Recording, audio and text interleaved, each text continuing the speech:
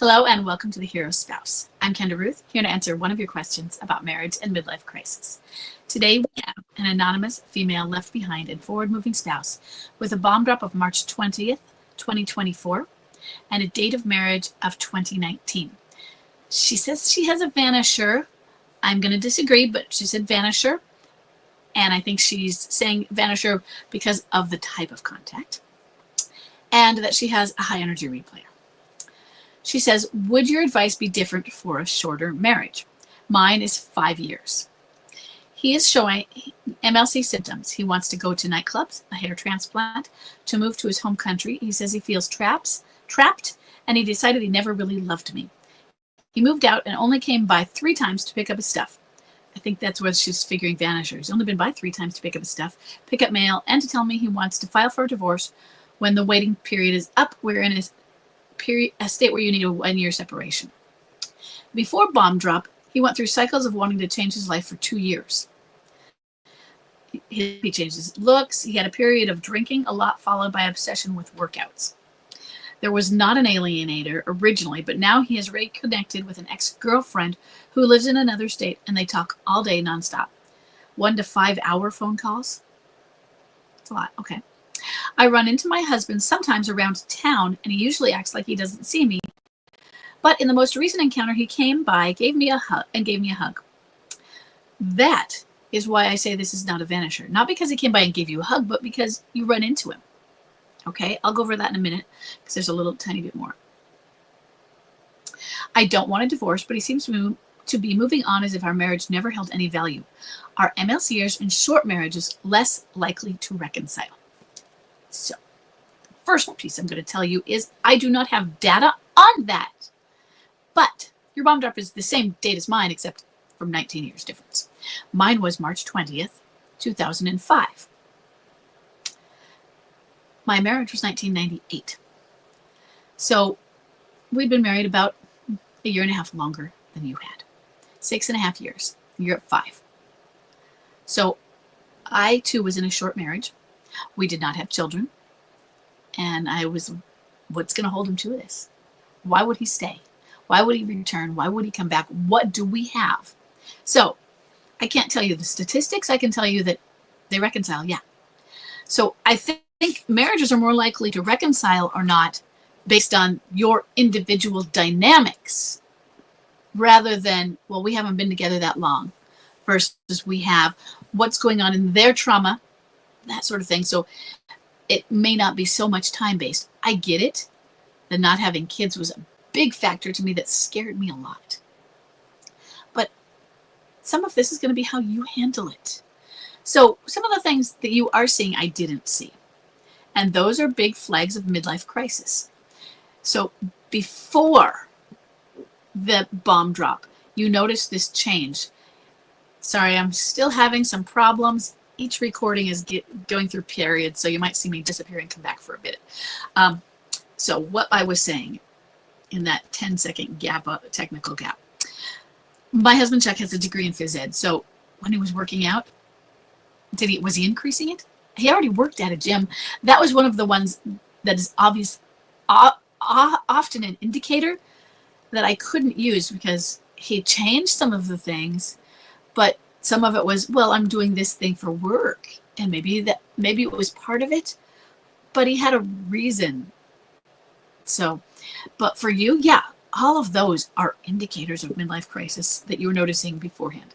So one of the questions I will have for you is, and this is just for you to think through it. I'm not saying answer me back or anything. If you want and have more questions about it, that's great too.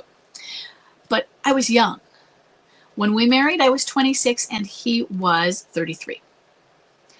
Fast forward the 6.5 years. I was 32.5 at bomb drop. He was 39.5, approaching 40.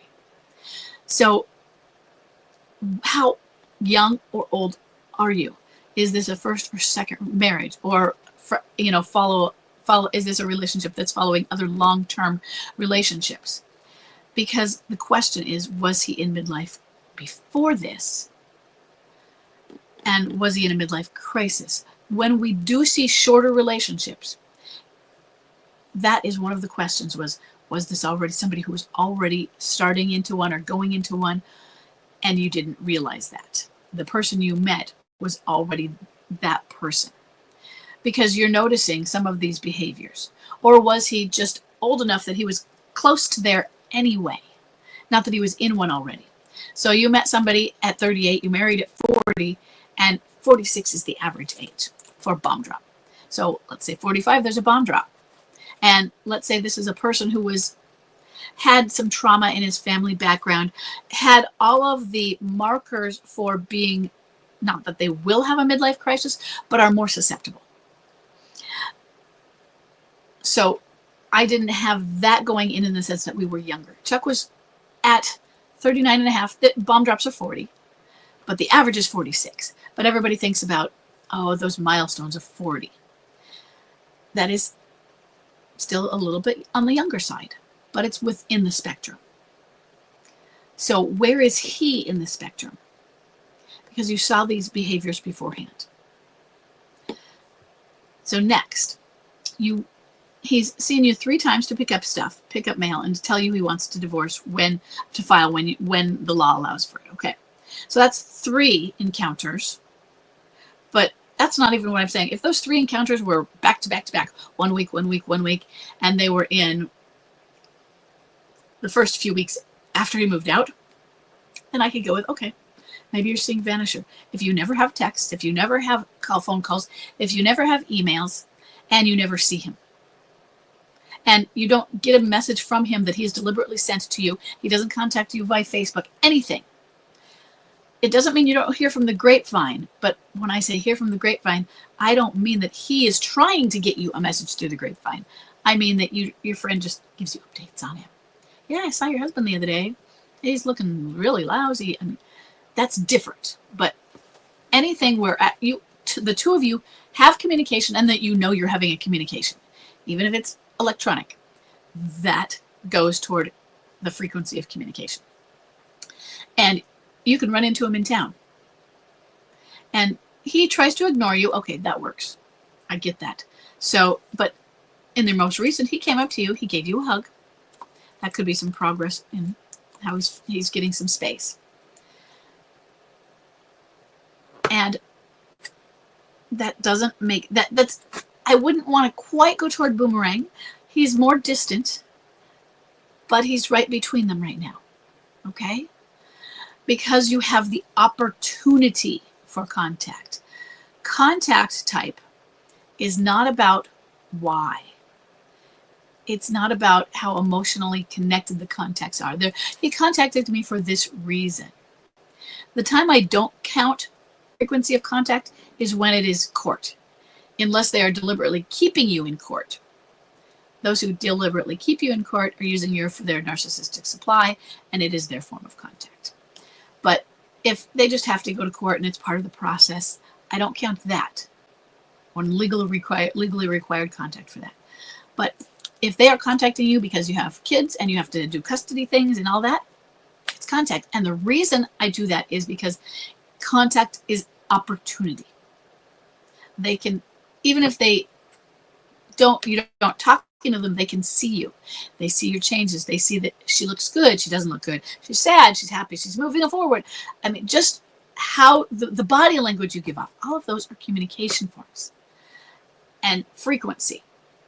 When I add clinging, that's where you get the information about whether it counts to them, really. Clinging, the clinging type, is looking for reassurance from you. They have an emotional connection and oftentimes a neediness toward you. They may be more anxious than avoidant, or anxious avoidant.